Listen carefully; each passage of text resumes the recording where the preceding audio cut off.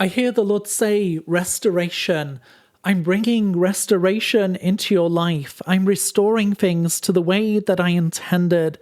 For I do not leave things as they have been, but I bring restoration to you.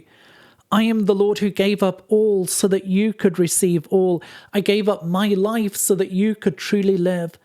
Draw close, draw near in this time, for I am restoring all things. I am the one who is turning circumstances around, the one who is shifting circumstances and situations in your life. Do not allow yourself to become discouraged, but look to me and trust in me, for I'm doing a new work in this day. I'm doing a new work in this season.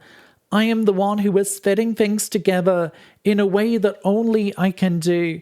I am the one who is strengthening you when you feel weak. I am the one who is lifting you up and encouraging you in this time. Be filled again and afresh in this day. Be filled anew in this hour, for things will not stay the same. I am the Lord and I am at work.